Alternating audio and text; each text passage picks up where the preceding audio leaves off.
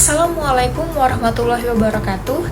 Perkenalkan, saya Muzalofen Katai, peserta pelatihan dasar calon pegawai negeri sipil Kementerian Dalam Negeri tahun 2025. Kali ini, saya akan membagikan pengalaman mengenai pembelajaran pada agenda 3 dengan materi kedudukan dan peran aparatur sipil negara dalam mendukung smart governance oleh Widya Iswara, Bapak Wawan Hermawan, SEMM. Pembelajaran asinkronus pada hari pertama, tanggal 22 Maret 2025, yaitu mengidentifikasi dan mendeskripsikan isu aktual yang terjadi di unit kerja masing-masing terkait manajemen ASN, lalu menetapkan dan menganalisis core issue terkait manajemen ASN.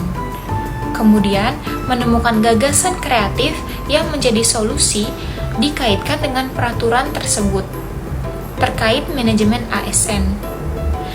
Di dalam Undang-Undang Nomor 20 Tahun 2023, ruang lingkup manajemen minimal terdiri atas yang pertama pengadaan, yang kedua perencanaan kebutuhan, ketiga penguatan budaya kerja dan citra institusi, yang keempat pengelolaan kinerja, yang kelima pengembangan talenta dan karir, yang keenam pengembangan kompetensi, ketujuh pemberian penghargaan dan pengakuan, serta yang terakhir pemberhentian. Saya mengambil 3 isu aktual yang terkait dengan ruang lingkup manajemen ASN di atas pada unit kerja Direktorat Jenderal Bina Pembangunan Daerah. 3 isu aktual tersebut adalah yang pertama, ketidakdisiplinan pegawai pada jam kerja. Yang kedua, kurangnya perencanaan dan pengalokasian kebutuhan ASN. Serta yang ketiga, ketidaksesuaian tupoksi pegawai sebagaimana tercantum dalam SKP atau sasaran kinerja pegawai. Dalam hasil pengamatan tentang isu manajemen ASN pada Ditjen Bina Pembangunan Daerah, terdapat 3 isu yang diangkat, dan untuk menentukan isu prioritas yang harus segera diselesaikan akan digunakan teknik analisis isu dengan teknik tapisan menggunakan metode APKL. Apa itu APKL? APKL adalah akronim dari aktual, problematik, kekhalayakan, dan layak. Metode APKL adalah salah satu metode yang digunakan untuk menguji kelayakan suatu isu untuk dicarikan ilusinya. A. Untuk aktual, isu tersebut benar-benar terjadi dan sedang hangat dibicarakan dalam masyarakat. Yang kedua, problematik. Definisinya adalah isu tersebut memiliki dimensi masalah yang kompleks.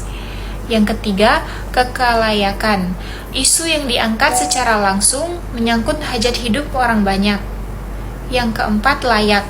Isu tersebut masuk akal, realistis, dan relevan. Setelah dilakukan analisis, berdasarkan total nilai yang diperoleh dari analisis isu dengan metode APKL, maka terpilih isu prioritas, yaitu ketidakdisiplinan pegawai dalam jam kerja pada Ditjen Bina Pembangunan Daerah. Isu prioritas terkait jam kerja pegawai pasti pernah terjadi di setiap unit instansi, bukan hanya di Direktorat Jenderal Pembangunan Daerah. Hal ini karena kesadaran masih kurang dan rasa tanggung jawab yang rendah. Secara realita, tidak adanya hukuman atau tindakan atas keterlambatan dan kedisiplinan tersebut dengan tegas.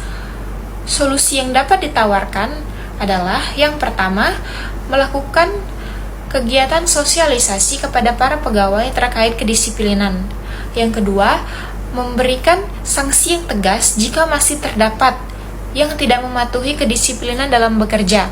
Yang ketiga, membuat desain dan standing banner untuk diletakkan di setiap direktorat sebagai pengingat para pegawai ketika melihatnya. Berpindah pada agenda di hari kedua merupakan tugas kelompok, di mana kelompok saya ditugaskan oleh Bapak Widya Iswara membuat media kampanye pilar literasi digital tentang etika digital dan aman digital dalam bentuk videografis. Etika digital adalah kemampuan individu dalam menyadari, mencontohkan, menyesuaikan diri, merasionalkan, mempertimbangkan dan mengembangkan tata kelola etika digital dalam kehidupan sehari-hari.